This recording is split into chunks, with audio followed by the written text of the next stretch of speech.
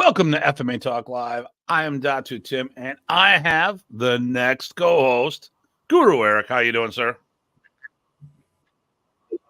I'm not too bad, Datu. How about yourself? Doing wonderful, So a little something going on here. I need to get a couple things set up. First show since daylight savings time, which means our system is not liking us too much at the moment. Say who's? Oh, and Rich Parsons is saying hello, Master Rich. Now, and we're gonna see down below the StreamYard. Go to StreamYard/Facebook for your permission settings. If you are logging in from Facebook and you want your face and name to be popping up, unless you want to be anonymous, then really don't worry about it. So, and of course I got more people. So, and we got Becky. Oh, I wonder who that is. I wonder who that is too. Hello, sweetheart. There we go. Well, you know that person fairly well. That's okay. So let me see here. Gotta give a shout out to the wife, you know. Okay, display the name. Okay, there we go. I didn't have the button on. There we go. Now you know who's whom. Guru Eric is up. You're in the Portland, Oregon area, right? Is that right, Eric? You are absolutely correct, Datu. I'm in the northern Portland, Oregon area. Northern Portland, Oregon area. There we go. All right. So today's show, we already got 10 people watching. Yes, sir. Jumped right on this. So today's show is about whatever. So we already know how off the rails I go when I've got a plan. I have no plan today. Now, Eric had some suggestions, which I have no problems talking about, but I don't recall what the suggestions were. And I don't know how to pull that up from the show because my settings don't let me do what I want to do. But everybody, please, if you have some questions, this is a no holds barred show. So you got a question, we're going to answer it. You might get a no comment, which I don't think I've ever done a no comment. I think I've had to think a moment because someone asked once about who's whom in the zoo on a particular question. We're like, well, this is what was in the will. So, and that was just a way to circumnavigate whether someone should or shouldn't have been doing something. And then for those who are watching our shows, the next week we were supposed to do WMA USA. We're going to postpone that a little bit because Dean Franco from FMA Discussion talked about doing a show with us. I'm going to see if we can simulcast. I'm not sure if we can. We might be able to do FMA Talk and FMA Discussion simultaneously. Dean and I are going to try a little test run before next week's show. But if not, and hey, how you doing, Terrell? We will be on, if we do not do a simulcast next week, we will be on FMA Discussion, but it will be branded for both groups. It'll be one of those episode numbers or something or another that Renee will keep talking about because, he'll get confused and it'll be the awesome show. So, and then here's an announcement. I want a couple things happen, but I want to talk about an announcement right here. So today, I'm not sure if it was posted today, but it came up today. Mr. Terrell Richardson made an announcement. So what I'm going to do is I'm going to help with said announcement because I have this event. Since he announced it, I have posted on my organizational website. I still need to, some of the details need to be tweaked a little, but the generic announcement is out. So I'm going to share with you what's going on. The next evolution of FMA Expo is up. And here it is, the FMA Expo, August 3rd, 2024, in the Metro Washington, D.C. area. We're going to have, it'll be the FMA Expo. It'll be Grandmaster Rodell DeGuck, myself, along with Chuhan Bobby Lodger. This will be the first time the three of us have taught together. Chuhan will be, or GM will be coming over from the Philippines. So if you go there, they'll say, get ready to ignite the passion of Filipino martial arts like never before. Mark your calendars for an electrifying experience. Actually, I'm going to put this over on the main screen so I don't have to do this. For an electrifying electrifying experience on August 3rd, 2024, as the FMA, Filipino Martial Arts Expo, explodes onto the scene in the bustling heart of Metro Washington, D.C. This is my radio announcement voice. For the very first time, witness the groundbreaking event where the legendary Grandmaster Rodel de Guck, the esteemed GM Datu Tim Hartman, that's me, I guess I'm esteemed, and the masterful Tuhan Bobby Ladra will converge on a single stage. They're not just showing up. They're set to dazzle you with their explosive techniques or teaching techniques, sharing their unique perspectives on the art of Filipino combat.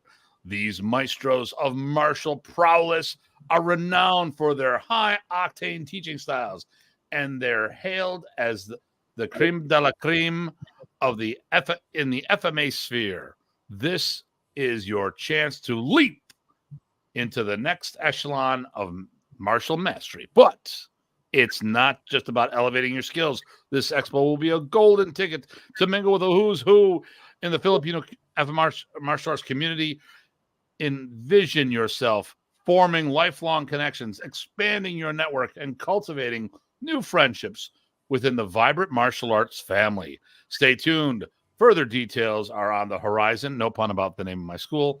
But one thing is clear. This is an unparalleled opportunity to revolutionize your martial arts journey. Don't miss out on the action. And there we go. Boom. Almost sounds like the Monsters of Rock. There we go. Monsters of Rock. Come over here and give us here we go. Let me see you. So what I got going on here. So Sam says, hi Datu. Why did you decide okay. So good question. Datu is always first. That was always I have a closer connection on my modern. I do put GM on there, but where I ended up was mostly because of Remy. You know, I mean, I have a legitimate. I was actually promoted, not recognized as a grandmaster, which is a point of contention right now with me, an issue I have. But and I do go by. I've branded myself Datu Tim. Okay, so first of all, Remy promoted me to Datu. I didn't take it for those who are listening. And at the end of the day, it was Datu Tim, Datu Tim, Datu Tim. And when it came to Grandmaster, as much as I respect, I know that why I was qualified for that title was all the stuff that Remy got me ready for. So I still use I use both, but the other thing too is and no slap against him. But there are so many grandmasters out there these days. There was only 6 of us who were awarded the title of Datu. I was the last Datu. I'm probably going to be mutating the title for inside our organization and leave the title of Datu by itself, just as the 6 who were chosen by Remy. I do plan on the person who takes over my position. There'll be like a Montas Datu or something along those lines, but I will never use that title. I am not going to make up a title for myself to use. I am going to refine a title for my successors. Just like Punong Guro. Punong Guro was what I was the first Punong Guro under Remy, one of 2. You know, Marlino Hafano was the second. Now I've got 3 guys, Ty, my co-host, Craig Mason and Chad and PG Chad, which we're not going to talk about his last name as much because of his law enforcement background. They are now there to take over if something happens to me untimely. So they're all PGs, and just Sam Wolf just came on. He's one of the Punong Gurus, but I have 3 senior gurus, for lack of a better term, and we're gonna morph a title for those 3 that are there to assist the chief, not take over, but mentor the next group who are supposed to be there. And look, Mr. Nally, great hanging out with you at GM Bobby's birthday this weekend. We'll talk about that for a moment. Terrell Richardson, you got me excited with that radio voice. And it's working. Oh, yes, I was quite impressed. Well, I actually did, my thing was performing arts in school. So I did musicals, plays, bands, choruses, stuff like that. Errol, started listening to your show today from the other night. Always a pleasure. Thanks for being on here. How much Balintawak is modern armies? Good question. Let me get these others. Let's come back. Sam Wolf says, there we go. Hello, gentlemen. Morgan, I'm going to just change that title to a symbol kind of thing, like 90. I can always do that. That was Aaron, hello, Datu, and Eric. Nice to meet you both tonight. Great job. And then great time, Chris. All right. Now, let's go back to this. So, this is a good topic. And Eric's got some things he wanted to talk about today as well. So, we'll do this all. So, how much Balintawak is in modern Anise? That depends on what era you were training. So, Remy had a thing called Tappy Tappy.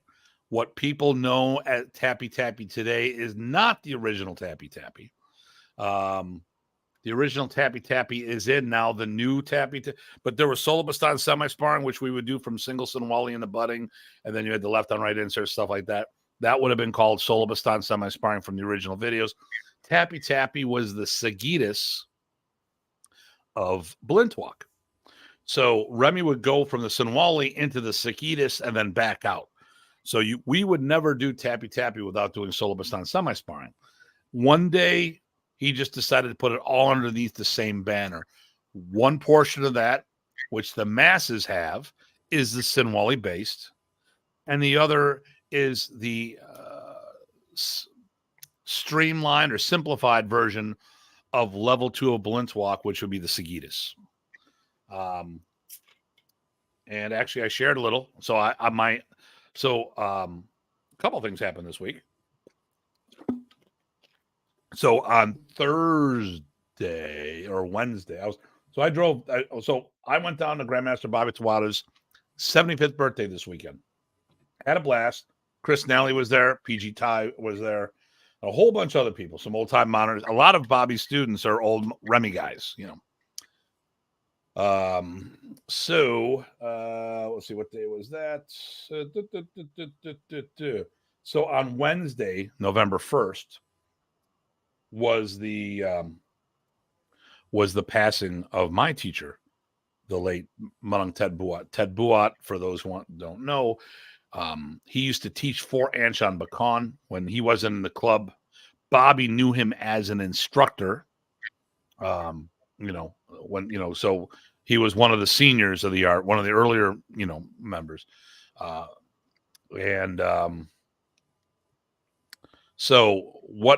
then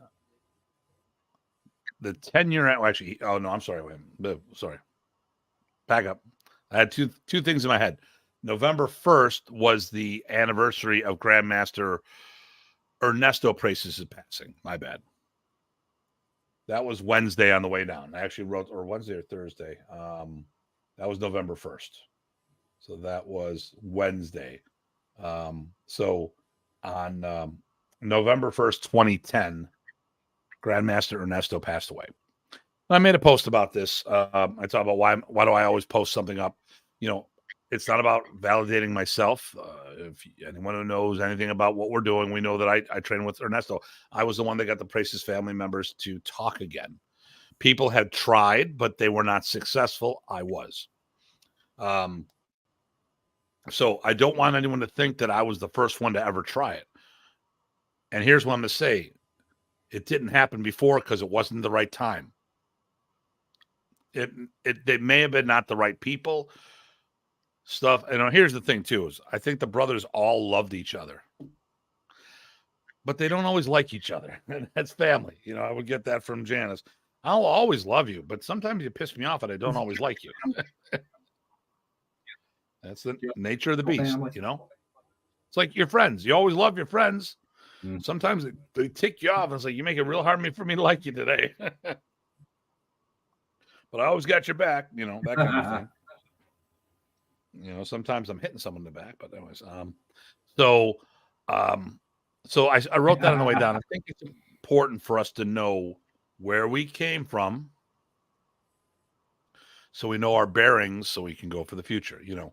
We cannot set a destination if we don't have a point of origin. And for all of us, we're just on the journey. We are not starting the journey.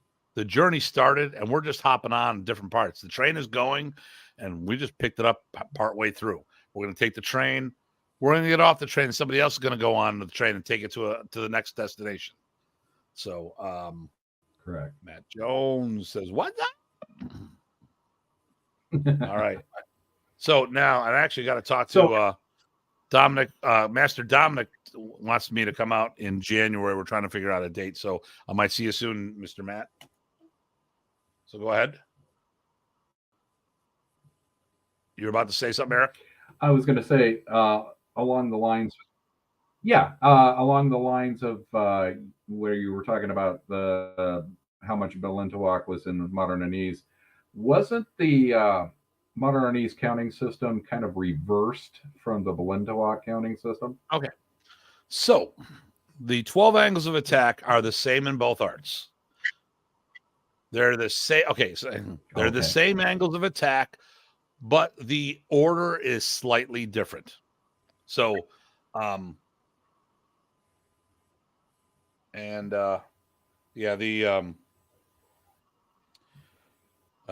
now, okay, so 1 and 2 are the same. 5 and 12 were this. Now I'm talking about original modern Anese, not what I do, because modern Anese's angles of attack are not tied to anything. So it's not important that angle 1 is number 1. It doesn't matter. It's like the alphabet. Z could have been first. Q could have been first. I like Q, but you could have been any letter of the alphabet could have been first. It's not tied to it. If we change the alphabet, it changes the ABC song. It's now the other song. Okay, whatever. In Balintawak, the angles of attack, the order are very specific to a delivery system that they use. So your fundamentals are what Punong Ted would call the ABCDer. Literally, he would call it the ABCDer, like your ABCs. So the ungroup methodology I came up with, you did the orders in numerical, you did the angles of attack numerical order as a partner drill or exercise with footwork. That's ABCDerio. Second level, Seguidis, same thing, except it's a random feed. And then, but really, it's still the same angles. You're just randomly feeding them. So modern Aneses if you look at them side by side, they are the same angles of attack. It's just except for 1 and 2 and 5 and 12. 5 was the poke to the belly, 12 was the overhead. And 1 and 2, the rest are all flip-flopped. So I think that's what I thought. Could have been Remy. I think Remy could have taken them on purpose and say, "Well, flip these all so they're a little different." Actually, I think the legs he should have kept the way they are in Balintawak, because then, see, if you look at the angles of attack. Actually, I'm going to do this as we're speaking about this. I'm actually looking up the angles of attack because I have comparative charts. I have charts next to each other of one angle versus the other. So let me see if I can find it here. Oh, yes. Comparison angles of attack. There we go. Got it here. So this will be a lot of good information as we go through stuff. So, okay. So let's do this. And I'm going to be looking at stuff. So these are the angles of attack. Let me get over on this stuff right here. So 1 and 2 are the same.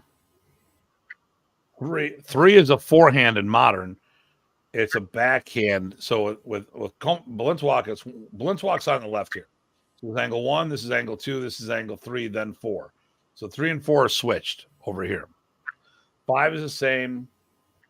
6 is a forehand shoulder poke with modern, but it's a backhand shoulder poke with Balintawak, and vice versa for the 7.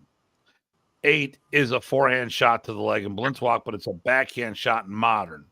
And then backhand, forehand in there. Then, the pokes are reversed, and then the 12 is the same. So if you just saw now if we look at this right here, Skip the delivery system, the delivery order. These are the same angles of attack. There's nothing different with these. It's just that we might call a 1 different in each art. It could have just as easily been the overhead first, because at the end of the day, an angle is an angle. We don't change the angle. Yeah. Now, I mean, really, when you say 3 and 4, they're not different angles of attack. 3 and 4 are the same angle of attack, but for safety in modern, 3 is a forehand and 4 is a backhand. So now Rich, Master Parsons, just sent me the chart that we had, and I'm looking at it right now, and yeah, it's exactly right. Yeah. So personally, I think this was close. Now I've modified what I do now is I do all the strikes first and then all the pokes last, because it's really not relevant. And I'm teaching from a self-defense point of view first. Pokes are less likely with impact weapons. That makes sense. Yeah, and with the size of the sticks we use, who's going to have a blade that big? And yes, that's me. I do have a blade that big. And a lot of us would say, I do. But we're the minority of the world out there. We're not the norm. We're far from being normal. I've been told that several times. Okay, so let me get back in here. How much is the difference between the groupings and the non-groupings? Great question. Here's what I'm going to say. I think so, and this I brought up. And Terrell, when we're down, okay, so Terrell and I are teaching together at the end of, or actually December 9th. So for those in the Metro DC area, come see the Smoking Sticks and Modern Arnis Summit. Grandmaster and Arnis Guro, Terrell Richardson, and Datu Tim Hartman will come together for the first time teaching in this doubleheader seminar, teaching family systems. Yes, DOS, evolving from the Modern Arnis family of Modern Arnis to become its own unique, distinct style that is world-renowned, along with Modern Arnis side-by-side tag teaming, taking over the FMA world. Okay, so anyways... but Terrell, when we're down, Saturday. Yeah, mundo. But I'll go over some of the stuff. But here's one of the things that some of the stuff I have to show. The groupings are the techniques of Anchan Bakan. Anchan Bakan did not do the groupings. Punong Ted was very specific about this. Anchan did not want to fall into patterns. He never discouraged his students from training that methodology because if it worked for them, so be it. But it was not the delivery system that he used. Punong Ted was his student, was actually the successor, or was the named successor, but he chose not to go that path. He became an engineer in Detroit. He didn't want to teach seminars, anything. He just taught the way he learned it. Bobby has done a great job. He's probably been the most influential person taking the banner, taking that torch, and getting the art to parts of the world that others couldn't. When I taught, I talked about this. The benefit of the grouping methodologies. Here we go. You learn speed, explosiveness, and as I just mentioned, a delivery system that works phenomenal. It's really good for teaching the masses, where the group methodology is more one-on-one. Hold on one moment. I may have locked my wife out the door. Oops. Uh-oh. I'm coming. So that's an interesting thought process with how that seems to work. Not so familiar with the groupings and non-groupings, especially from the Modern Arnis point of view. Whether or not if we have a grouping or a non-grouping in Modern Arnis, I'd have to ask Datu. But okay. Interesting way to teach. That was garage noise. Okay. So the grouping methodology is good at explosiveness. It's good for speed. It's very good for teaching the masses. So I akin this to groupings would be more like pad drills, or the ungroup methodology is more like a boxing coach. One person knows. The problem with the grouping and non-grouping is one person knows how to feed, but everyone wants to receive it. So it's hard to develop those people to teach because you still have to do that one-on-one. The ungroup methodology is about timing, strategy, and what was the last one? There was a third one I had. I always have threes. That's my thing. Was it tactics, Datu? No, timing. Precision, timing, and strategy. So we move slower through the material to make sure we're more precise. The problem when you do drill based is people like going fast, and sometimes they don't work the precision. Like a drill is a mixing bowl. If you don't put good ingredients in the bowl, it doesn't matter how good the quality of the bowl is. Like kata. Kata is just a static drill. You do not practice kata to get good at punching. Right. You punch to get good at punching. You kick to get good at kicking. But a lot of times we don't have the time that we normally do. So what we do is we use the form as maintenance training versus actual training. What we should do is do fundamentals, block, punch, kick, and then do your kata. So, I think I got the best of both worlds. I'm very good at adapting on the fly, but then again, I think that also comes from the modern, which is I don't want to say a derivative system of Balintawak, but definitely an influence system of Balintawak. All right. PG Craig says hello for our senior board member, as well as the first Canadian dog brother, first modern Ernie's black belt to attain dog brother status, full brother to our knowledge. All right. And then D-Man. Good day from Ottawa. Jenna Lawless, under Gabby in Germany, runs a modern Ernie school here. How is their organization related to yours? Any major differences of what's being taught? So it's not related whatsoever. And there we go. Next question. No. Okay. Listen, we were all together. Cut that off at the knees, Datu. We're all together.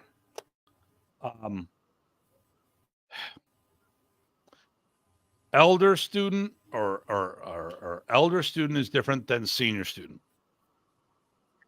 There are people who are older who we always pay respect to, but there's also senior student who's the most knowledgeable.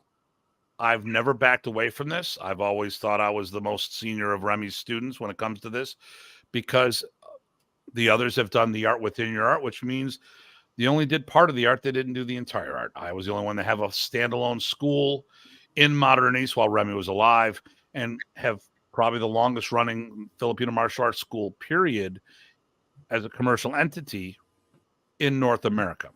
Now, Gabrielle she started the year I became a black belt. And as far as the successorship and all this other stuff, what we heard afterwards about the Masters of Tappy Tappy, which I guess now are professors of Tappy Tappy and all this other stuff. It is what it is. What? I said they changed. I didn't hear anything about that. Yeah, there was an acknowledgement for Kenny and Chuck recently. They're now professors of Tappy Tappy. Once again, when I talk about my titles, I do not make up or morph titles of my own. It's for my people. But anyways, that being said, I think the proof's in the pudding.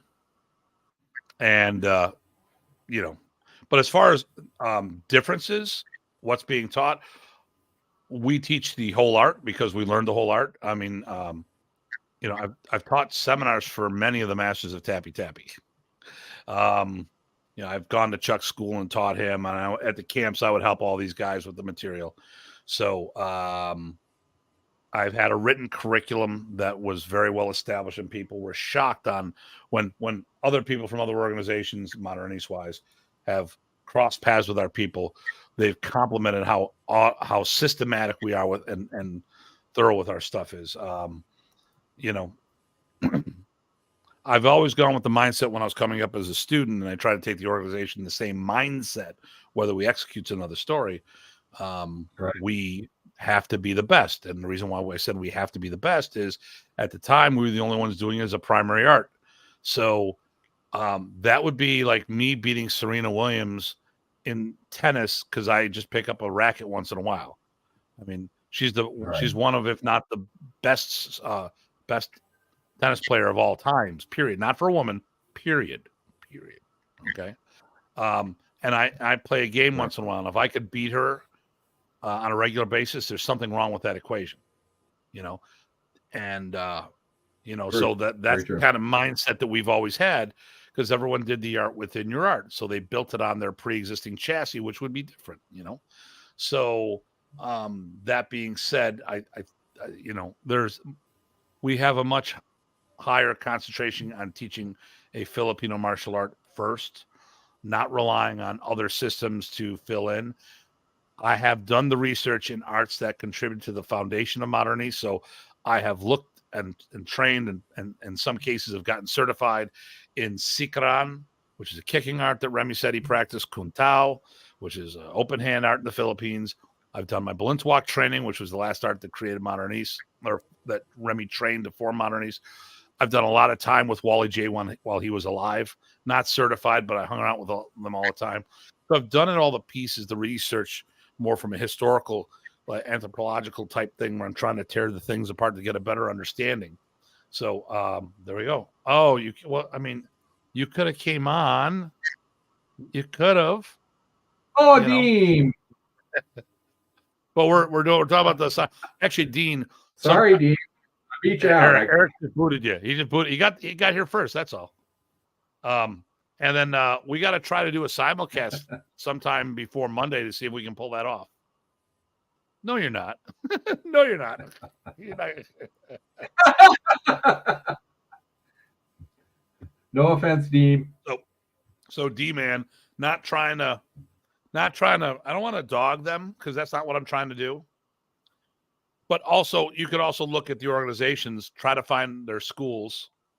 There's only a couple. We've got over 27 worldwide. I've taken the art to other places too. So greetings from the West Pacific Islands of Thieves. Okay. Bill, how you doing? And then hi, Eric. None taken. Okay, Matt. Dean who? Do we know a Dean? Nope. Doesn't ring a bell. Wow. Look at that. That's like, dude, like Dean, Matt is your Renee. Get wait a minute. I gotta say two things to Dean. So first of all, Dean, Remy. So when I say Remy, he's got to, that's twice. He's got to take a shot. So there's two shots. And faithfully, because he always busts me for my karaoke. So anyways, hopefully that explains things. Like I said, listen, we're all part of the same family. We're different branches of the same tree. Well,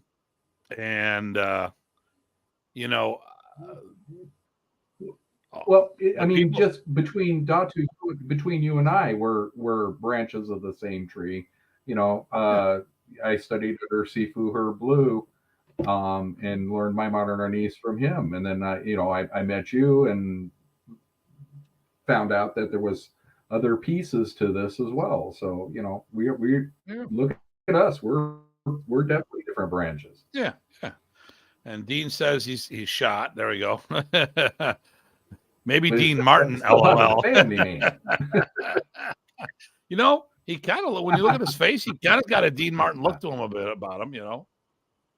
How long does it take to start Amos and get your first degree black? Okay. So I think he needs Arnis. Yeah. So here's what I'm going to say, Aaron. It all depends. Now so Parsons and I were having a discussion, and and Jeff Owen says hello from Michigan. How you doing, Jeff? Hello, Mr. Jeff. He's one of the original guys from Michigan with an early era. Jeff, what, you first started doing modern in the 70s, if I'm not mistaken? Adam, I hope you're well, Mr. Hartman. Best wishes from Adam, tuned in from Toronto. Dude, I love Toronto. Love TO. And then I think Dean Franco said, just kidding. He meant just kidding about the joint podcast. Yeah, actually, Dean wants to do a show. Yes, in the 70s. Good. That's what I thought. See, now here's the thing. Perfect example. Talking to Jeff. Jeff's a good guy. He's got his own thing going. We had a talk. I didn't try to recruit him. I said, do your own thing. Blah, blah, blah. And we're friends. We're friendly. We get along. We talk about this. Here I am. I'm promoting my organization. I tell somebody that this guy started before me. I got nothing more. I don't give a shit because it's the facts. You know, I'm very secure. Like Bobby Tablado was talking about this weekend. He was having all these people different teaching and doing and bring everybody in there. He had Arnold Narzo and Vico there and all these other people. He's not intimidated because he's just, hey, I'm confident about who I am. And I feel that's in that same mindset where I can give someone props and give acknowledgement and do stuff like that. It doesn't take anything away from who I am and what I'm doing. You know, I can't have the spotlight 100% of the time. No, I don't want it. Yeah. I knew Aaron. So Aaron, here's what I would say. So Rich and I were talking about, Master Parsons was talking about this the other day. So first of all, I have a high standard when it comes to our art, and I've been busting people's chops people have been frustrating me on some of the degrees of black belts that have been given out. A lot of 6, 7, and 8s as of late. And I'm saying, for what? Okay. And most of these people who've done this never did Arnis as their primary art. So they didn't know how hard it is because their Arnis journey was less of a journey because they already had martial structure. See, when I did my Kun Tao and my Sikaran, it didn't take me that long, comparatively speaking, to become a black belt or second degree because I had decades of martial training. So I already had so I could shortcut certain things because I already had the work ethic. You didn't have to break me. You didn't have to do stuff. You know, I had a lot of talent walking through the door. If I was to judge what the standards were by that, it wouldn't be accurate because I came from that trained mindset. And I think a lot of people who've come up, they don't take that into account for stuff. And then just said, well, it's not that hard to get this black belt. So, you know, I'm not making it hard for my students. Yeah, but you already did like 8 years in something else, which prepped you for that. You know, so I don't think people think about those things the proper way. So I would say in modern, okay, I'll tell you my students, 3 to 5 years. That's working with me twice a week on a regular basis. It could be done quicker. It could take longer, you know. But I would say 3 to 5 years. And here's the thing, you know, so there's been a guy on Instagram, a Krav guy, talking about kid black belts, and he made this comment. I really would love to have a dialogue with him because I think we could have a friendly war that would be a great cyber thing that would bring up our visibility collectively. You know, it's like a point counterpoint thing. And at the end of the day, it's for both the benefit of both sides here. I understand what he's saying, but the guy's wrong. He goes, black belt's an expert. And I go, there's the fatal flaw. Now he's a Krav guy. What do Krav guys know about being black belts? It's a military system. So, well, and of course, they're getting the commercialized version because they're not pulling knives and killing people, just like any of us. We're not doing that. You know, what we get is the, let me see, how do I want to say it? I don't want to say watered down. It made it appropriate to the clientele. Since we're not going to war, we don't use tactics that are appropriate for going to war. You know, I mean, you know, so self-defense is a whole nother story. So when the guy made the comment about, well, you know, black belt's an expert. No, now here we got to remember this. Can anyone out there tell me what a black belt is? I'll wait for about a moment.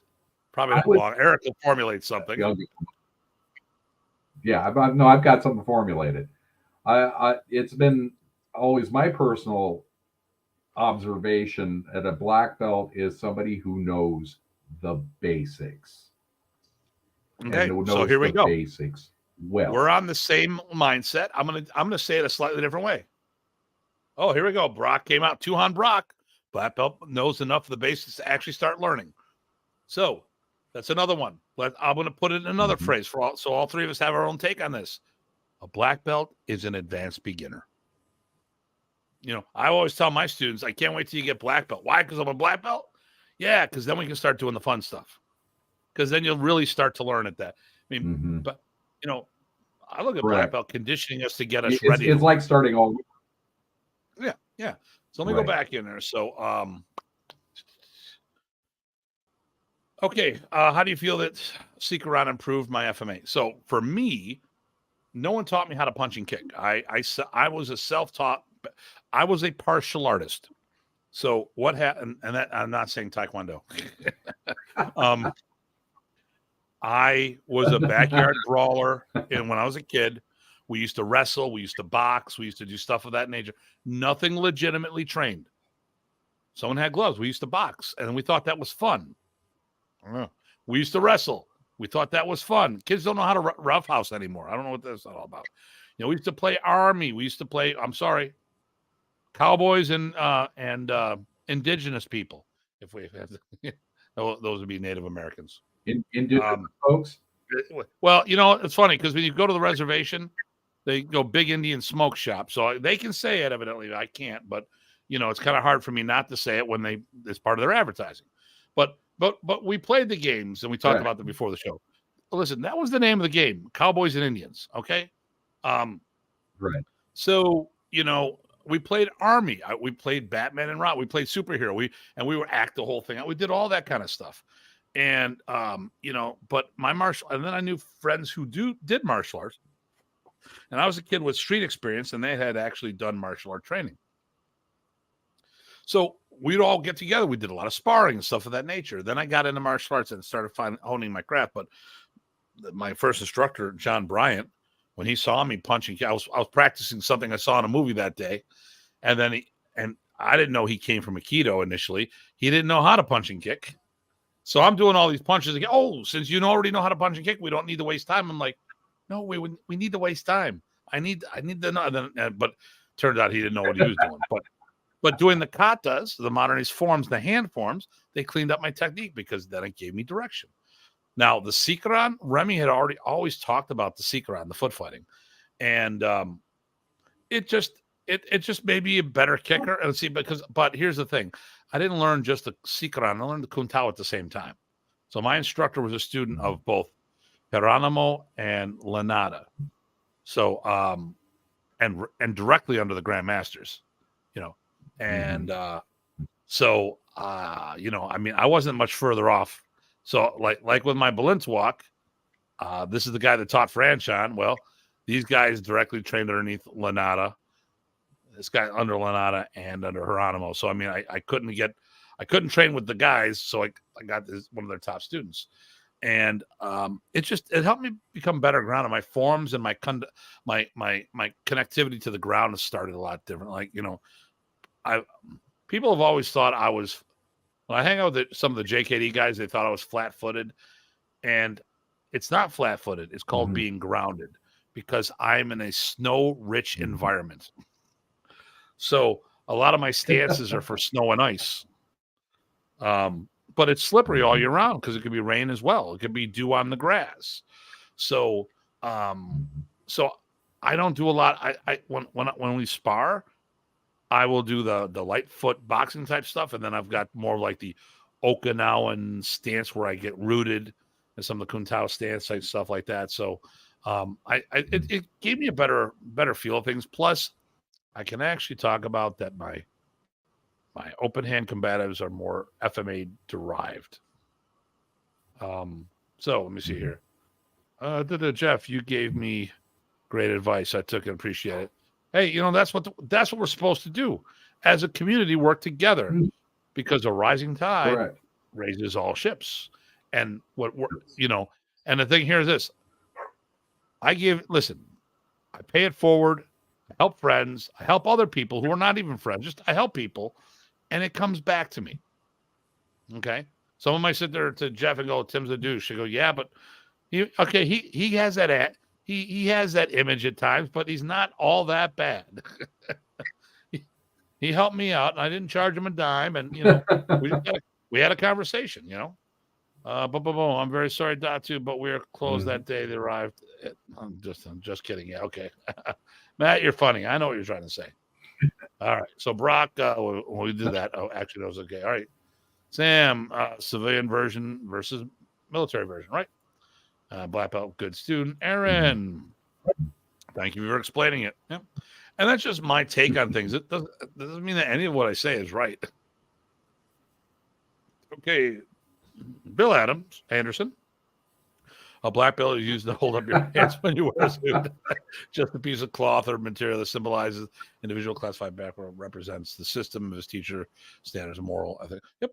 So to me, that 2 inches of cloth, is everything and nothing. Because at the end of the day, that 2 inches of cloth doesn't cover your butt. It only covers that much of your waist. What's going to cover the rest of it? And that's got to be what you train. Now, but my belt means everything to me, because that belt, when I look at my belts in whatever system, because I'm not a paper collector. Okay. I train, and as a professional martial artist, if I'm going to teach something, then I want to get certified in that something. So I've got certification, and sometimes I didn't ask for certification. It just came along the ways. But I am certified, or the equivalent thereof, in at least 5 Filipino systems. I am. It looks like I'm getting my blue belt sooner than I initially thought I was in BJJ. I've been doing it since the 90s, and there's a story about that. We'll talk about that when the time comes. I was planning on testing, and then I wasn't going to test. Now they're pushing me. I still got to see how my leg's going and what. They're looking to do more of a technical, because I've already done all the blood, sweat, and tear portion of things. And then for my purple, then they'd make the blood, sweat, and tear thing. Yeah. So I'm a white belt from 1991. I might be ready for my blue by now. Who knows? I was going to say, it sounds like you're a lot like quite a few people I've run into in the martial arts community, where, yeah, you want to get certified in it, but belts aren't really the important thing, if that makes any sense. Yeah, it's not the belt, it's what it represents. But, as far as testing goes, I'll test later. Just give me the knowledge. Yeah, I like I said, when I look at that thing on wherever I have it stashed, it's just like, for me, it's a momentum to remember.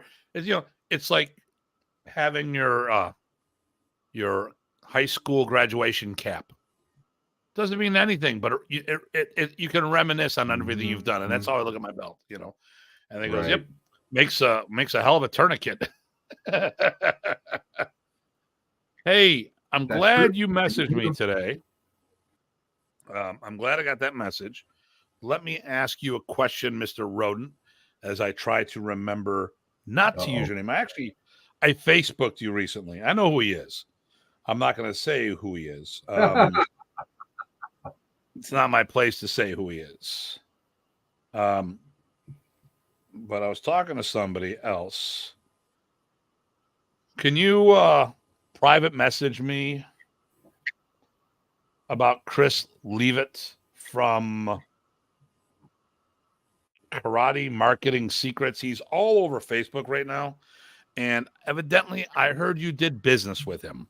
So I would like to hear your take on it, but not on the show, my friend. He goes, once I was a bad proctologist. I wanted to talk about blood, sweat, and tears. Okay. All right. Okay. All right. Okay. So, so what else we want to tell you? What did you had bounced an idea off something, but I couldn't look up what it was. I have not messaged you in a while. Yeah, I was one of the things I bounced off, or was trying to bounce off you, was the perpetuation of Price's family system going from sword and blade work to sticks. And was it the Price's family didn't actually go to using sticks for training? Was it always a blade art? And was it when Professor moved to modern Arnis that he switched to sticks. Well, I guess here's what I'm going to going say. This is an I know you assumption. work. So I don't know of anyone who trained blade work with Remy. I know there's somebody that talks about it, but Remy's father taught the guerrillas during World War II.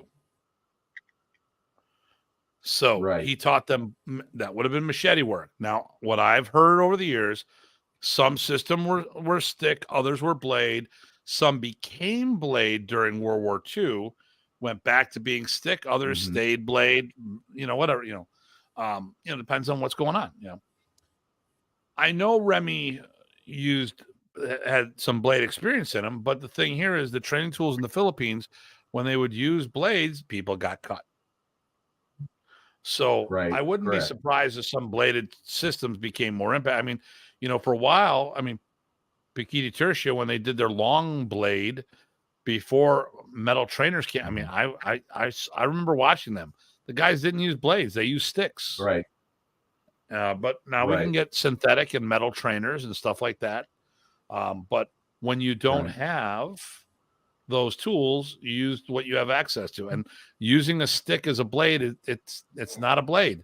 You need to pull reps in something. So I know Remy preferred a more humane thing. I know, and having been in the Philippines so often and having benefited from being in the middle of a street fight, like 20, 30 people, not that I ever want to relive that. Right. And I didn't put hands on anybody. We just got the hell out of there. Nobody were using sticks or blades. They were using bricks. Anything that wasn't. Yeah, I remember you telling. Yeah. Wow. Oh my God! Here we go. I was just Roden's terrible. He may have taught gorillas, but my dad used to fight raccoons on garbage day. Oh, Roden, you're such a funny guy. But you never hear about the Praces family as far as whether they actually were training with sticks or if it's all blades and all that. So I thought I'd bring that up. Well, let's put it this way. I know all three brothers. Right. And you're the source. That's why I and they were not using okay. The bulk of the training that I've experienced or witnessed was all done with impact tools. And I'm talking training, not doing forms. Right. So Roberto would use a stick and dagger. Okay. Ernesto was double sticks. Remy was single stick. Would Remy show something if he had the appropriate tool? Sure. But Remy didn't want to kill anybody either. Right. And here, when you quote unquote teach, when you teach quote unquote knife fighting, you're teaching people to kill each other. You don't subdue anybody with this. Yeah. This is, I'm gonna gut you.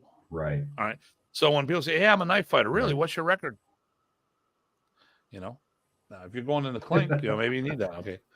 Either you guys use the shock. Let's see. Either you guys use a shock knife. I've actually used the actual ones and then the knockoff ones. The knockoff ones, you can get a decent one on Amazon. Shock knives are very expensive, like $300 to $500. But there is one on pleasure. There's one on Amazon that is a self-defense training tool, but it's a shock knife. And really? And but I can't ship it to New York. That's the only problem. Because we're in the empire, the New York Empire, so we're restricted on everything. There's going to be a breathing tax. Going back to the 70s, I trained in the Philippines. The general practice was both stick and knife. The blade was used primarily as solo training and was only taught the more selective individuals. In the older days, Remy was making transitions from stick as a safety precaution to bring the students into training. There we go. Boom. Did other stick systems use single stick where they were before Blintwalk, or was it Blintwalk the first time using the single? No. The Blintwalk by no means is the predecessor for single stick training. No. There, I mean, I understand Dos Paris had their own single stick. Yeah, you know. Yeah. And actually, and think about, okay, here we go. Wait a minute. Oh, you got your four-legged children too. So let's think about this. Terrell, where was Blintwalk come from? Dos Pares.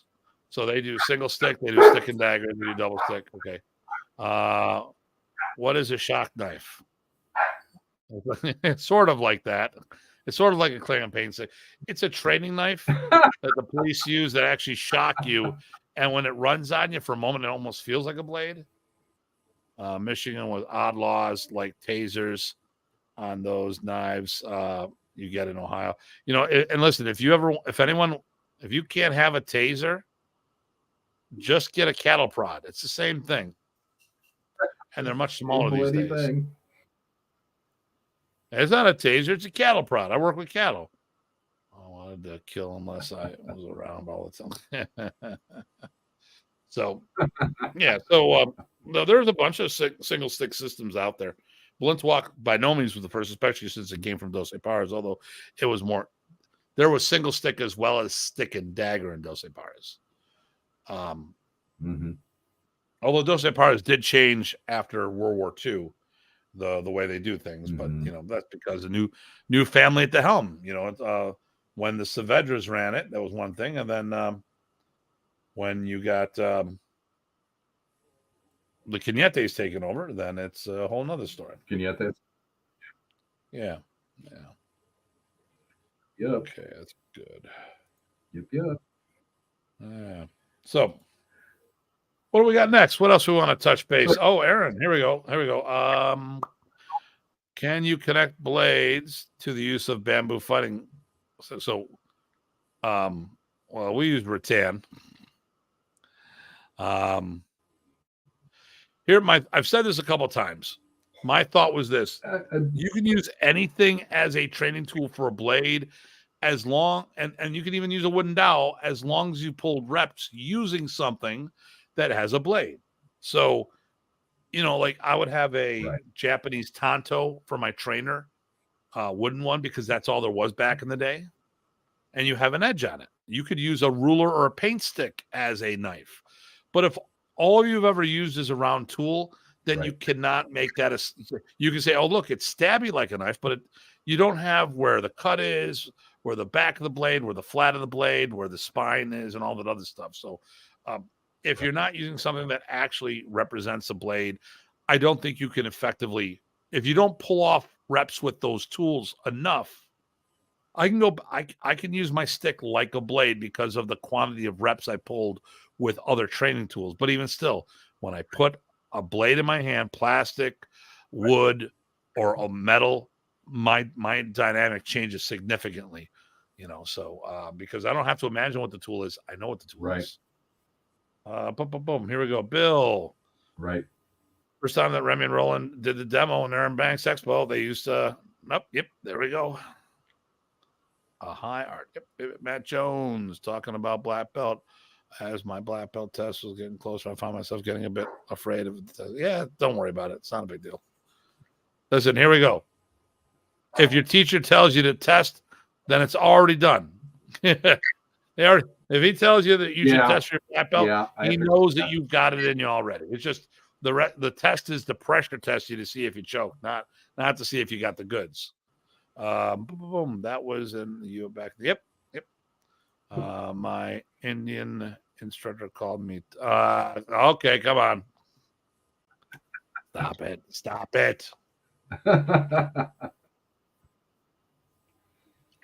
And you know, I think a lot of us who were fearful of our black belt tests, at least I know in my circumstance, it was more not so much fear of that black belt test, but it was fear of thinking that you weren't good enough to pass that test in your own mind. If that makes any sense.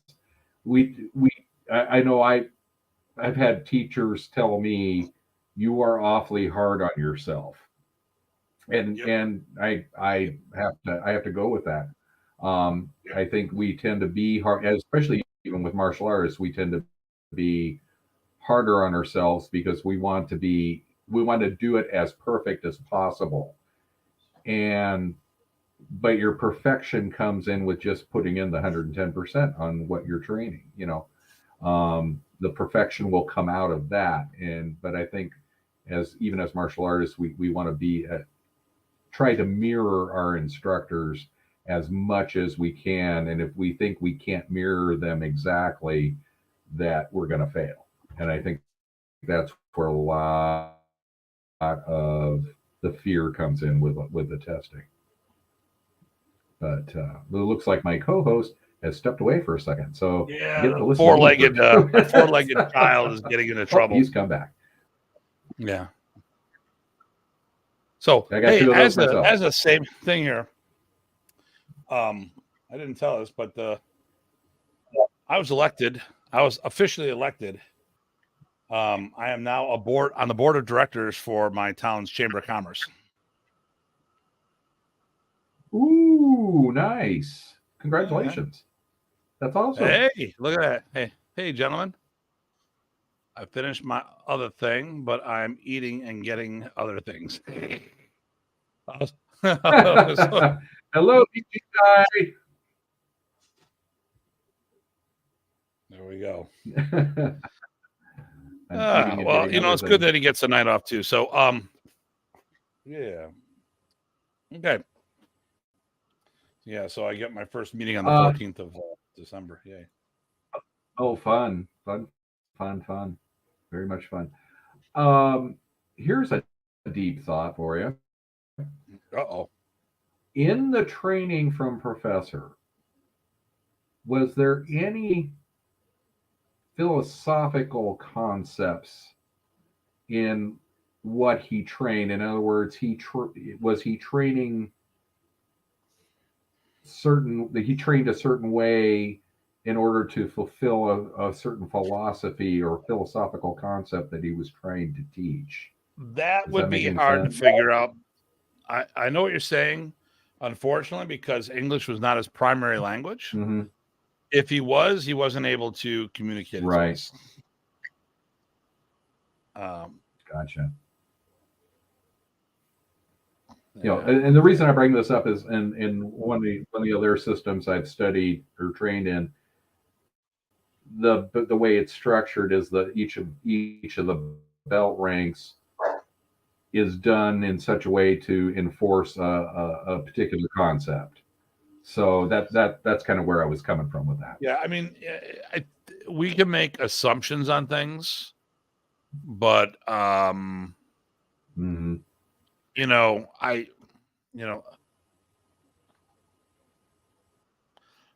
I will talk about what I get out of things that I do, but I won't talk about certain things like like for Professor, because I really can't guarantee that that's what Professor wanted.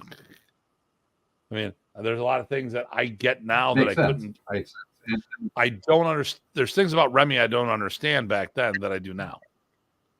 And right, so and that's because I've been going to the Philippines and hanging out and doing all this other stuff, and but I didn't. It took me a long time to figure this stuff out, And that being said, it doesn't even mean that I got it right. It just So interesting. Gotcha. But, yeah. All right. Oh, that's what that is. Okay. Just had to. Yeah, I thought I'd pass that your way. I thought it would be an interesting thing. Yeah. So but yeah. What else what else? So anybody's got a question out there for us, or if they or what are you thinking, Eric? What do you got? What do you got? You got something for me? It's grill the Datu. Drill the Datu. Drill the Datu. Grill him, not drill him. Grill him. I don't know. How do you take your Datu? Is it medium rare? Well done? I'm not There sure. we go. And there you go. I know we're the Panatukan seminar is stopping for the winter, or at least until after the first of the year. Yeah. Okay. So November. So for those who didn't know, I do a virtual. I don't want to say virtual. I do a seminar every month, usually at headquarters. We have a bunch of people who show up in person, and then we have people who will attend virtually. Eric's one of those people. So we've been doing. We are putting out in 2025. We're actually doing a black belt test on our Panatukan program. So we've had the 5 modules.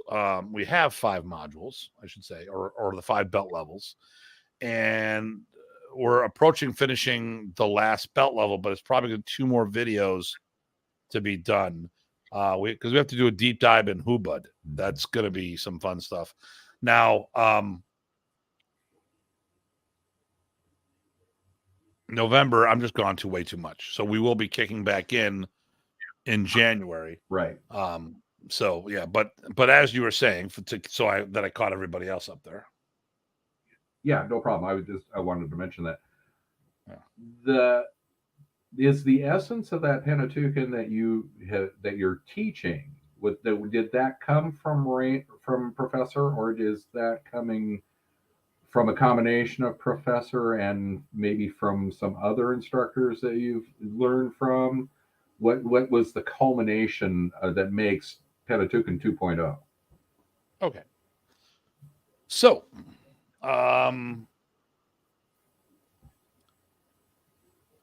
I do a thing. Okay, so I've had these little different ways of explaining who I am and what I do over the years. So I had a logo I did a while ago, and someone asked me, "Is that how you're presenting right now?" And it's I did this thing called Modernese Core Concepts. I do modern arnis. Actually, I call it Praces Arnis because we have the blend of the combatant in there as well. But all the programs that I offer, I can separate back to their individual things. So I choose to do Balintawak as an enrichment program to look at the roots of modern, but I can also, and I have taught it, I've had students that I've taught specifically Balintawak only and nothing else, because they specifically wanted something of that nature. So there is Panatukan and modern arnis, but I did it. My Panatukan course was a deep dive into that subject matter. So in the Modernese Core Concepts, it all comes to Modernese's core concept. But when I do the modular programs, Modernese is in it, but not everything in there is modern arnis. So even in the Balintawak program, it's based on, well, some of it's based on Remy's interpretation of Balintawak, with certain drills that I do, stuff here and there. But as far as the modular programs that we do, it is not. It comes from, but not exclusively, modern arnis. So that's the whole kind of thing I did. So I wanted to. So Remy showed us the benefit of his training through the years, and he opened the door for me to do Balintawak, so he can, because he wanted us to do a deeper dive. So I don't want to say I wasn't a plant. I was his partner in research and development. So then Chris Davison says, Datu! Yeah. I'll see Chris will be at my tournament this weekend. So I got my stick fighting tournament. So let's go in. Let me see here. They call me Tonto. There goes the city. Datu for mayor 2026. Is Guro a black belt? Is Guro Eric a black belt? Guro Eric is a black belt. Okay. Do you happen to know if Bruce Lee ever? So, from what I understand, he had some stick experience, but he wasn't a stick fighter. So, I don't know the quantity of the training. Personally, when I look at Enter the Dragon, I don't see it. I see sticks in the hand, but to me, it didn't look specifically like our stuff. But then again, it's a movie. he may have been fairly proficient, but the directors said this show's better, so this is what we do. Okay. How do you think empty hands FMA Kuntalo would benefit someone who has studied Muay Thai? So here's what I would say. The question I ask you, if you're that person, what is your mindset? I went to look at my roots and it helped me better. But if you're thinking about fighting versus self-defense, because you did the Muay Thai, Kuntao Sikran might not be a good fit for you. So when you do Sikran, as an example, if you do the art, the kicks are very low line. But when you do the sport, it looks a lot like Taekwondo. And it has a good level of flexibility and stuff like that. But I think if you're thinking about doing like kickboxing as a whole, I think I'm not sure that the Sikran would benefit your Muay Thai training that you've already done. And that's part of what I'm saying, because we're talking about how does it, someone who studied Muay Thai. So I don't know if it would be beneficial if you're looking to do the ring per se, unless you find a good instructor. And the part is going to be what the instructor's like, like what's going on. Oh, I don't know. Where's Renee? I have no clue. I was going to say, I've not seen any comments from Renee tonight at all. I was expecting you, Datu, to go so that I could do the Remy. Okay, there we go. And then, hey, Carl. Hey, Carl, what time? What time this week are you going to be? What day do you want to talk? Carl. Okay. I can't put it up, but I can put it up.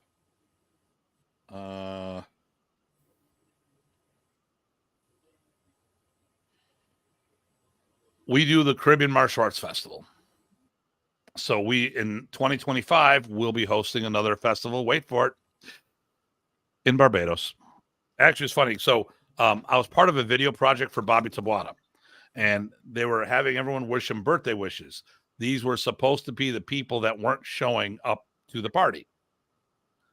So I was there, and Jason and I was there with me. So we did a happy birthday thing in Barbados. But I'm at the seminar. He goes, hey, Bobby, how you doing? Hello from Barbados. And everyone started laughing. I'm like, isn't that Tim in the back row? Wasn't that Datu Tim teaching all weekend? Yes, that was him. Yeah. Well, who the hell is this guy? So, but yeah, we do a Caribbean Martial Arts Festival in Barbados. Carol and I have been putting this on together for years. And we just did the first one since COVID. On a personal note, very good. Have a good time. There we go. Oh, and here we go. What else is coming up? Buffalo Niagara Martial Arts Festival coming up in a few months too. Yep, that's a big one. And our featured guest instructor from out of town, Bill Superfoot Wallace, as well as his top student, Terry Dow. But Terry is going to represent Di Pasquale Jiu-Jitsu because he's a very, very proficient in that. Any pirates? Well, of course there's pirates. Right. There's the Black Pearl pirate ship down there. So we got to hop on that. Almighty, prepare to be boarded. So you can't actually. It's really hard to be a good pirate these days because they have bionic arms and you can't get the hooks and the peg legs anymore. I mean, granted, it can open up and shoot, but it's still there. You want the hook and the peg leg. I mean, I'm sorry. I'm old school. Yep. Arr. Arr. So, yeah. Yes. So, I think this is a fun show, this one. Here we go. Chris Datu likes Datu likes plundering that booty. There's a couple booties I wouldn't mind plundering, but I'm pumped. I'm here all day. All right. Goodness gracious. This show took a turn left somewhere and ended up in Albuquerque. Listen, we talked about it right at the back. Jack Sparrow said, "Watch out for the Ember Turd." Right. All right. Okay. So, Yeah, I gotta put that up on our website as well. There's so many. Oh my god, there's so much work I gotta do. I'm actually looking forward to slowing down. You know, the last gig of the year is December 9th in DC, as we talked about the doubleheader. But all right, here we go. I gotta know, Aaron. Right. Did Ramy ever meet Bruce Lee? A stupid question. He meant. Yeah. Did he? I don't know if Bruce Lee ever met him. You would know more than I would on that one, depending on. I know Inasano. I knew Inasano knew him. I don't know. Oh, we're just getting warmed up. Yep. So Chris also, he does he's kaiju customs. So he doesn't build you a kaiju. He does custom Japanese Okinawan weapons from reclaimed wood. It does a really good job. He's going to be setting up at my tournament this weekend. Yeah, so check his stuff up. Kaiju, is it Kaiju Customs or is it Custom Weapons? His profile is on Facebook for those who are on Facebook watching. It seems that many FMA instructors also study non-weapon-based systems like Kung Tao, Karate, Silat, Five Ancestors Kung Fu. Yeah. So I want to, Kaiju Customs. There it is. Just look up Kaiju Customs. Okay. So, Sam, got it. My thought is, so I'm going to use Modernese as an example. I don't think there's a need to study anything else. The problem here is you may not have the right instructor in Modernese that can show you all of its capabilities. So here's the problem with Modernese. Remy did not push it as a standalone program. Remy embraced, it was a good marketing thing, but he embraced the art within your art, which people could then choose what they wanted and then what they didn't want. And unfortunately, I've butted heads with people because they've learned it as the art within your art. And I committed to the art as a standalone program because I see the capability of everything that was there. I mean, I started in a full-time modernity school, so this art within your art thing was a foreign concept to me. You know, we actually had to write a paper for our black belts of talking about the art within your art. I could never write it. I go, I have no clue what you guys are talking about. What do you mean? This is what I do. But yeah, you punch and kick. Yeah, I punch and kick. It's in the art. If you look at Remy's forms and you deconstruct the forms, you punch and kick. There's a huge, and here's the thing. It doesn't matter where any of the material comes from because Remy was the one that collected the material. Well, this is karate. This is jiu-jitsu. This is this. Yeah, and what's your point? This is Remy's synthesis. And if people committed to the synthesis, now, okay, so I'll tell you a couple places where they committed to it. The Flint group in Michigan, that where Jeff Owens came from, Rich Parsons came from. Rocky Passwick went deep dive. Eric Alexander, who is not this co-host, but my co-host, normal co-host, teacher. I don't know enough about Herb Blue to know what percentage is what. So I can't comment on that. But I know that Herb was very serious about his training. But other people I talked to, they supplemented their Arnis training with kickboxing or karate or Kempo and stuff like that. I didn't have any of that. Rich Parsons didn't have any of that.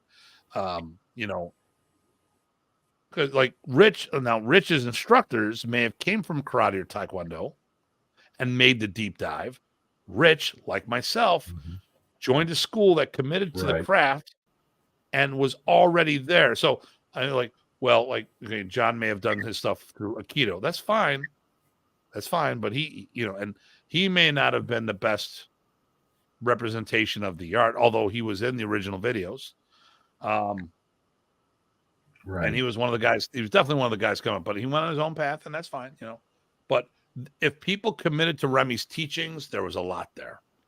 Here we go. Let's do this. So I think a lot of people who do this, Sam, are for systems that are not Okay, so there's a difference between an art that is a complete field of study, like stick dueling. Balintawak is a complete system of stick dueling, but it is not a standalone system to teach self-defense. because it's stick dueling art.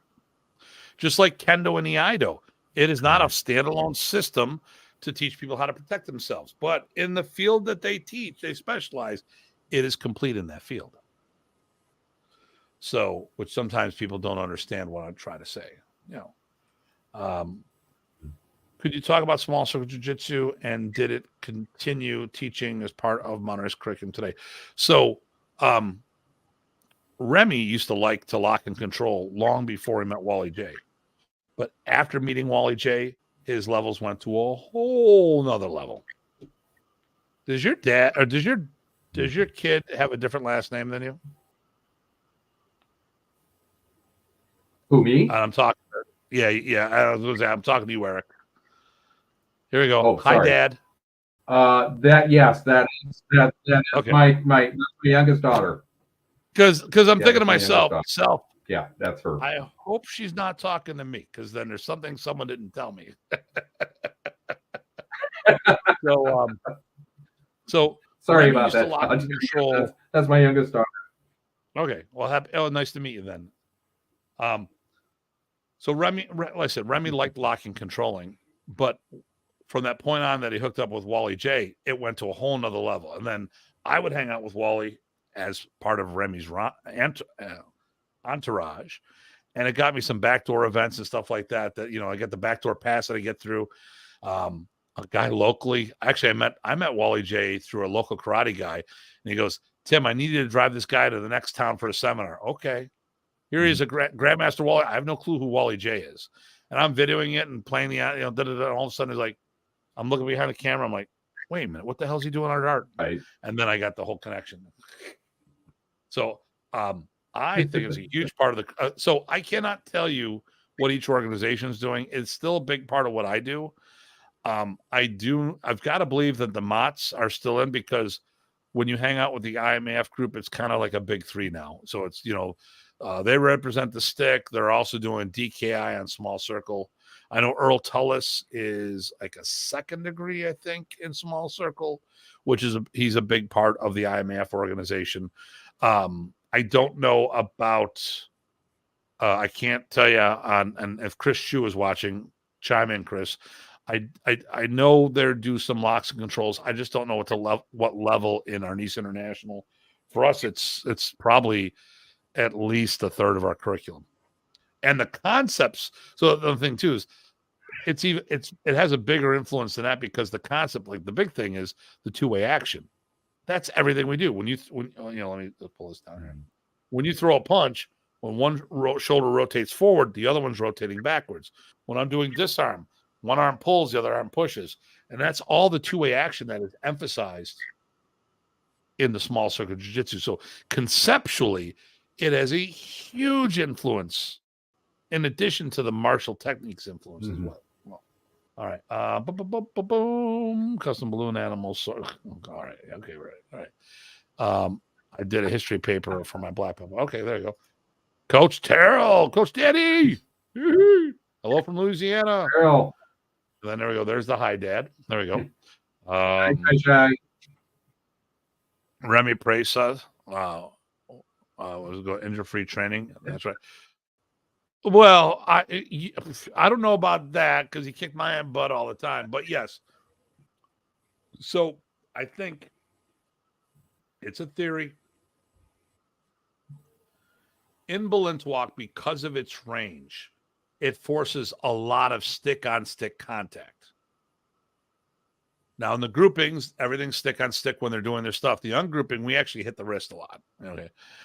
But a lot of stuff, because of its range, is forced stick-on-stick. I think Remy saw that and embraced it and made it a big thing. That's one of the reasons why it's called Modernese. Traditional art with a modern approach.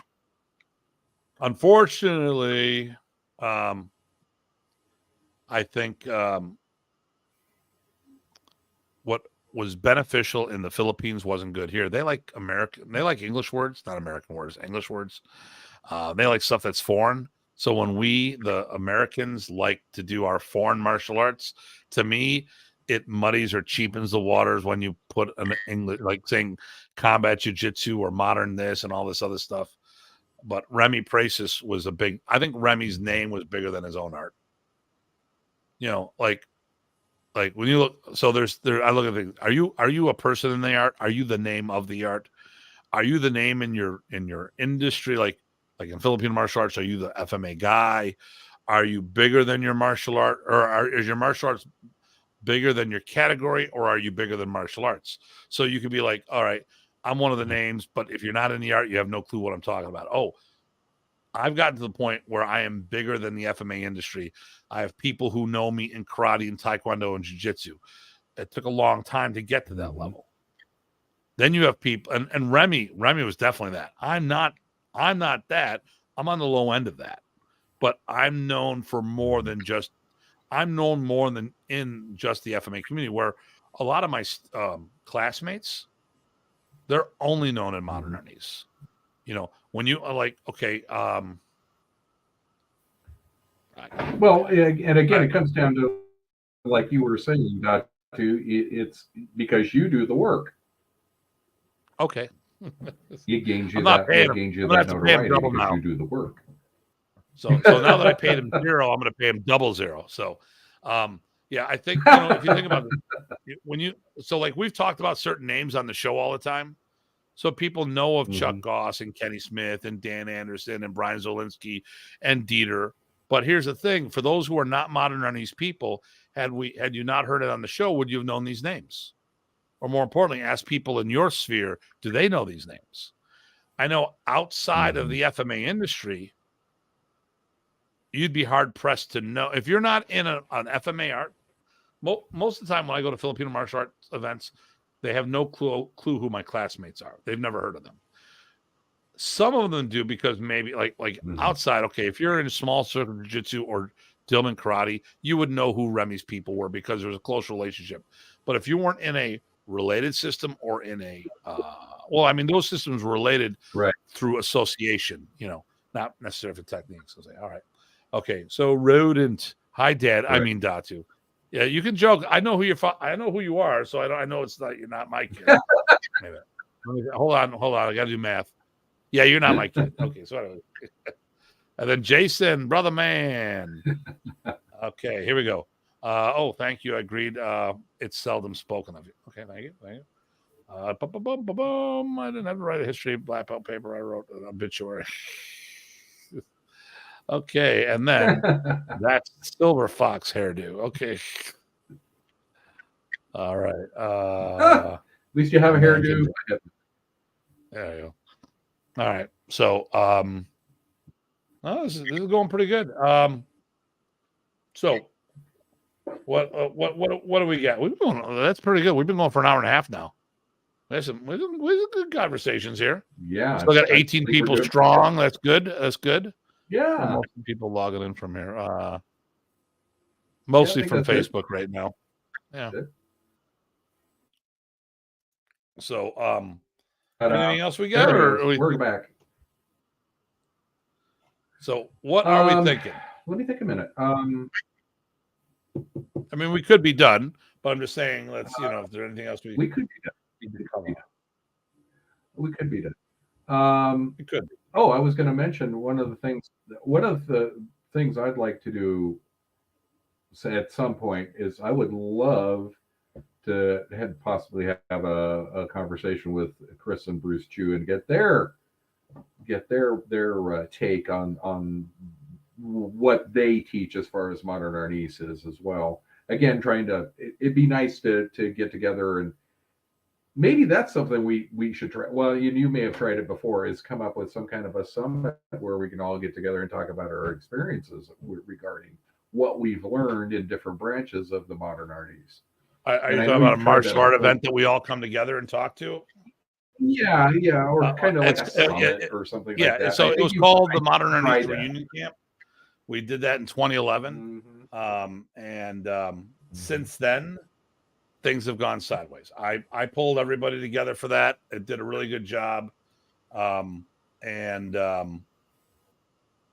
For people attending an event for the entire weekend, the numbers are still solid. I didn't do any single day events or anything like that. I know Brian's recently did his.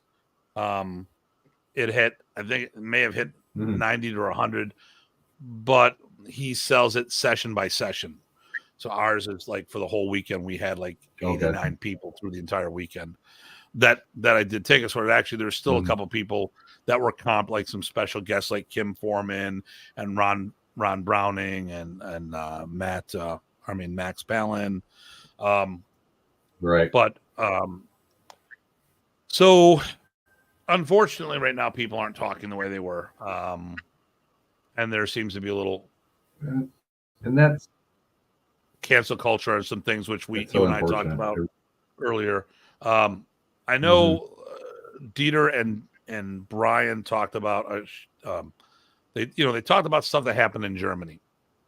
So there was the East. So I did the reunion camp. That was at 2011, the Modern Race Reunion Camp, which enabled people to do things like Michael Bates started his Hall of Fame event, and then it was a jumping point for Dieter to do the Best of the West, the Best of the East, East meets West. Now, and thank you. The reunion camp was great. Here's the thing. I made a comment, can we do this in the States? And I'm going to say, they said, yes, we can do it. I'm going to say no. So when they did the Best of the West camp, there was near 200 people there. Now, here's the reason why I say it can't be done in the States. Or I don't think the people working on that right now can do it in the States. I said I had the most success, the earliest. I brought a bunch of people together that didn't necessarily like each other. The events now, and I'll be the first to admit it. I'm bringing people in for my people. I am no longer doing this nostalgia reunion type thing. Here's the problem when you do a reunion type events. The class reunion gets smaller.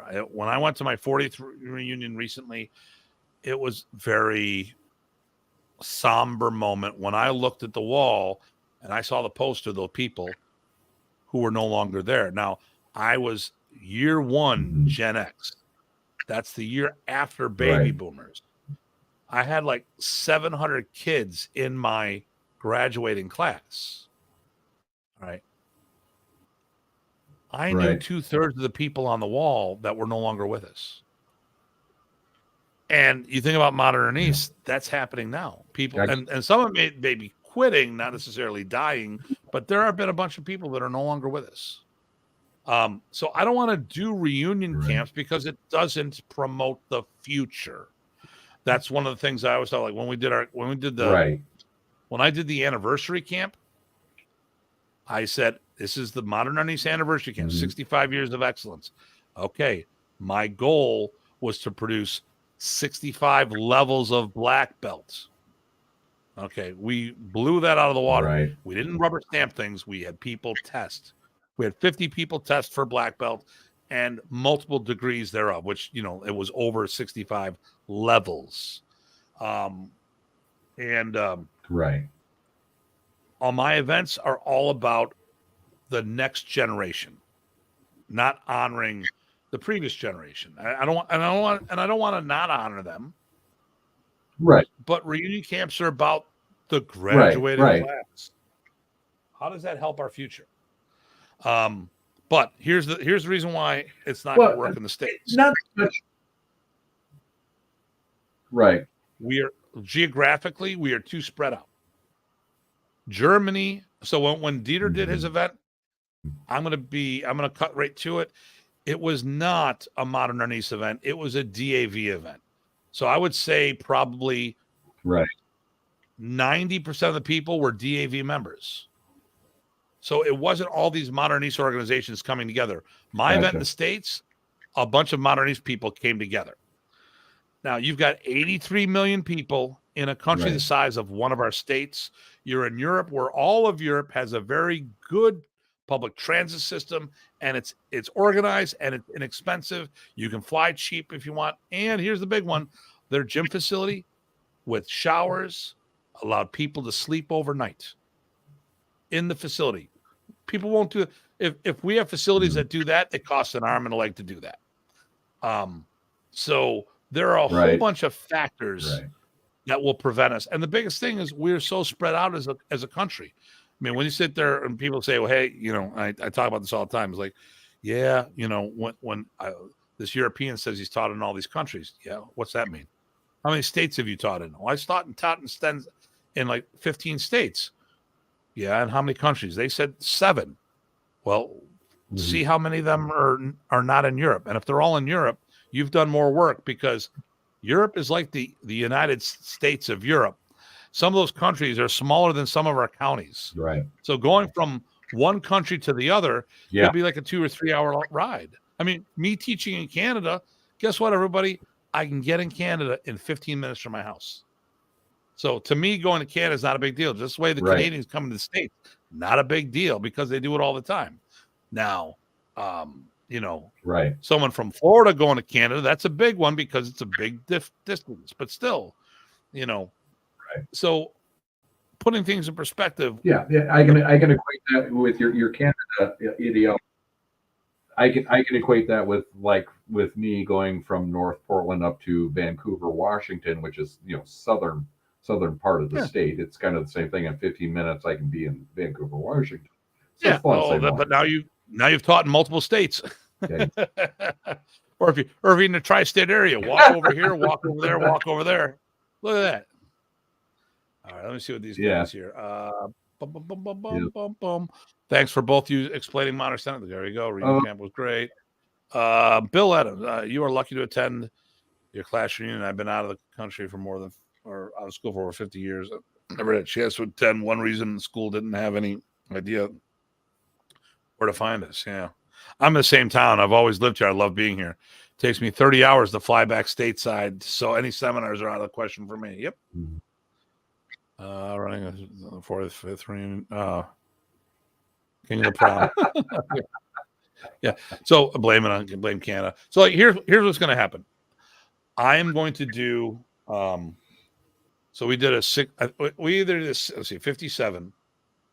57 was the art was created. So I did the 65th anniversary or the 60th anniversary? I'm not even sure.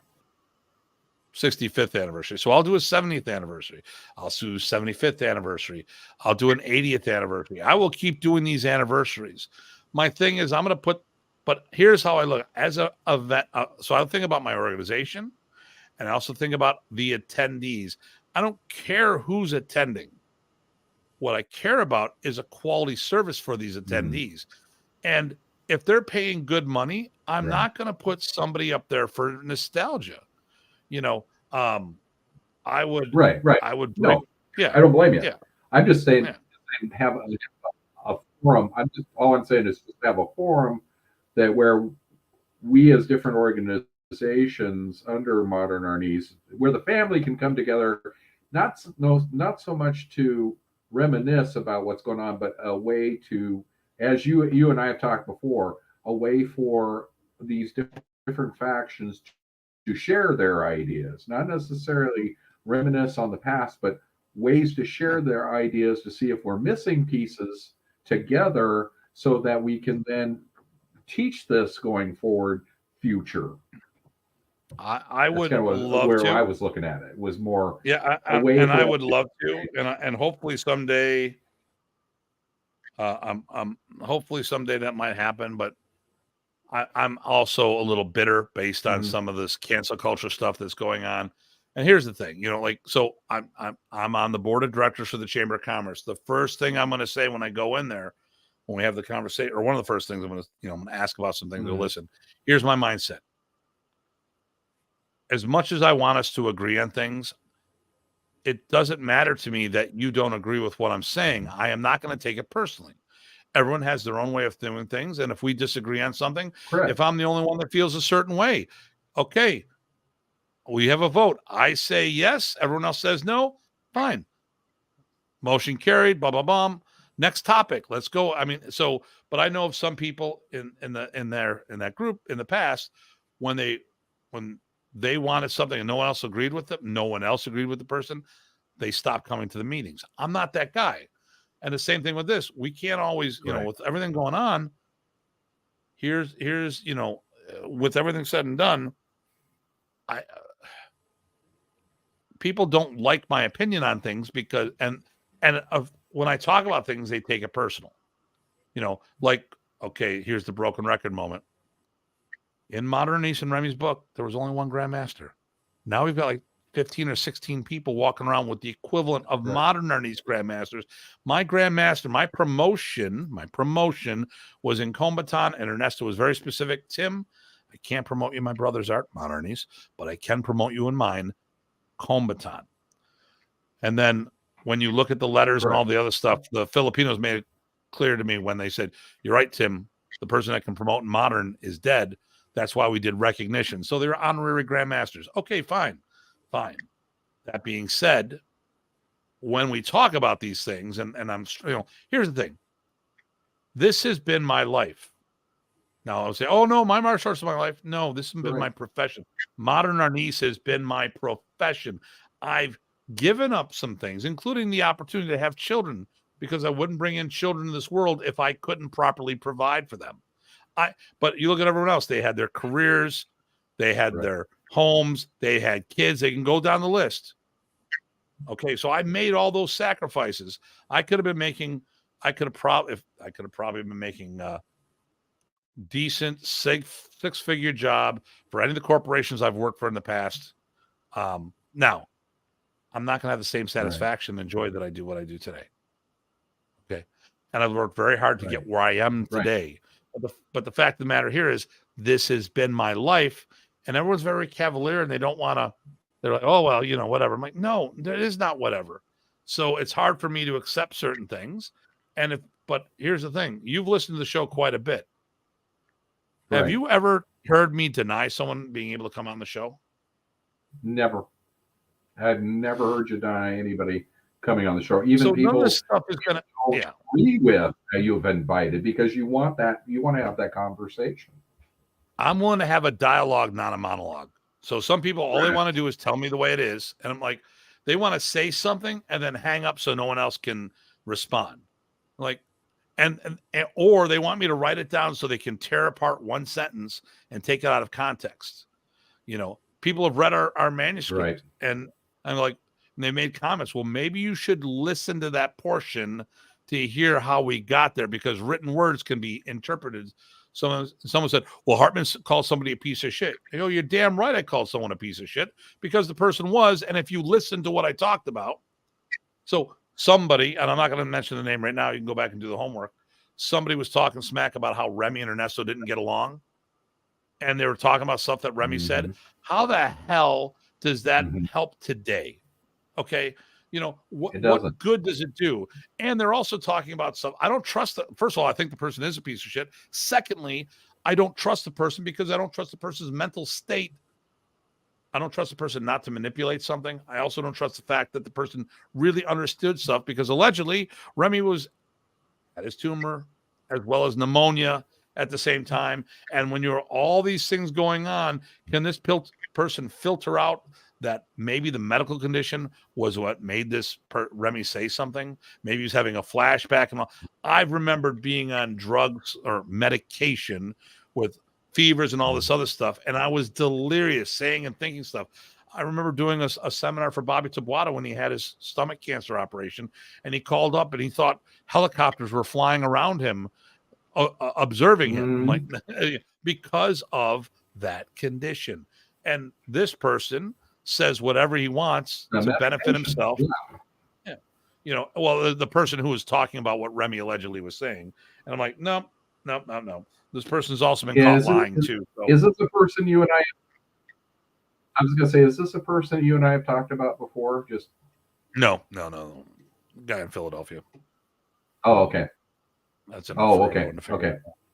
But and I've said it. Yeah, but the thing here is, and the person that was complaining about this was talking to Ty. I'm like, yeah, Tim probably said that, but it's usually when someone has done him wrong.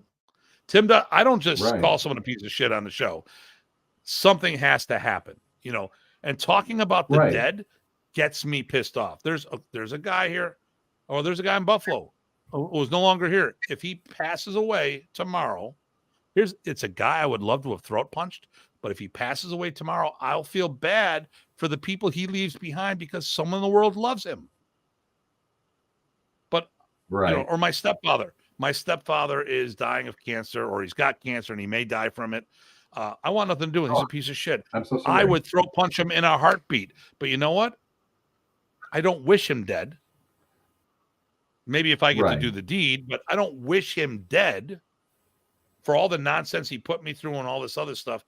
Mental abuse, trash talking my dead father. Right. There's a whole bunch of things that this guy just needed to get his ass kicked on multiple, bouncing a second grader, me as a steel worker, off the wall because of an accident that happened with my sister and I with a chipped tooth. I mean, I can go through all this kind of stuff. I lived the Jerry Springer family, and as much anger I have about this, I don't wish him dead. You know, and you know, right. You know, right. it's just that says volume about you. Right. That says volume. But someone hears something you. I say and they don't listen, or what they'll do is they'll read what I allegedly said and then they'll comment without listening to the context and stuff like that. Okay. So let's see. Here we go. Hey, try being in South Louisiana where I have 4 travels to anything at FMA. Okay, Bill Anderson. Question for Tim. When you were training Lanata Kuntown, were you taught Lima stick system? No, I was not.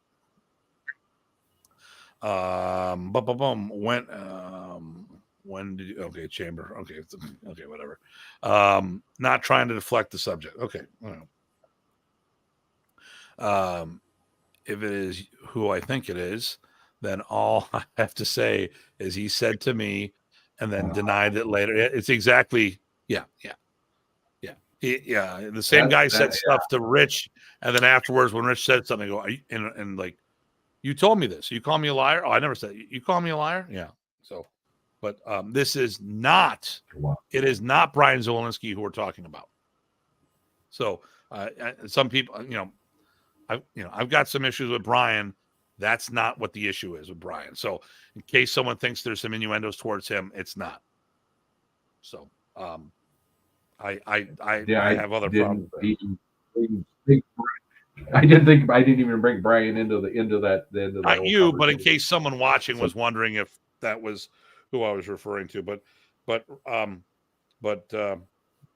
Rich Parson is the winner. He gets the Cupid doll.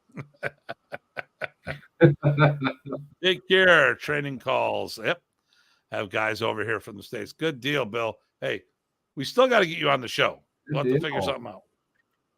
Even if it's just like, hey, I'll stop in for 10 minutes and then take off. We got to make that happen. But with Ty here, because, Ty would be upset if we actually make it happen without him. Like, damn it, I wanted to meet him. All right. So that's all right. I've been wanting to Jeff. Ty for Hi, Rick. So, all right. I think now it's time. Unless someone's got a last minute question, I think this is just as good of a time to wrap things up. Anybody? You got something there, Eric, for us?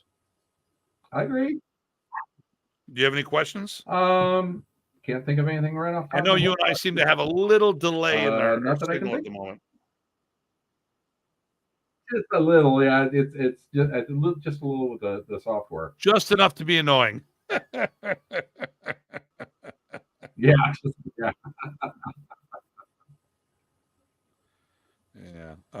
So.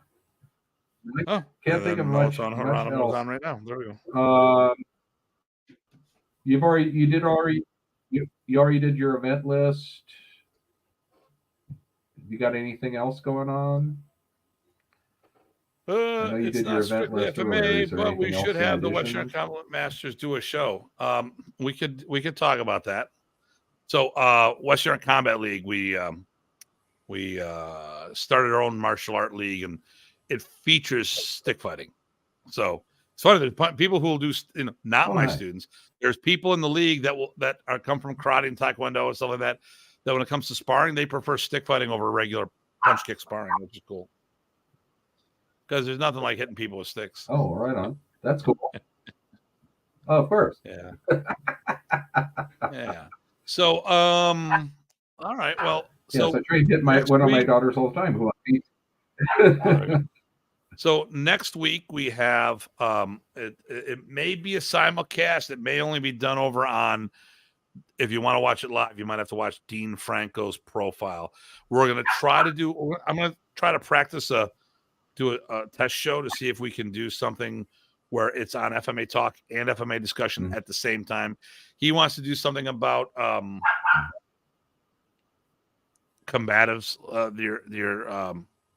How much combatives fall into your curriculum or your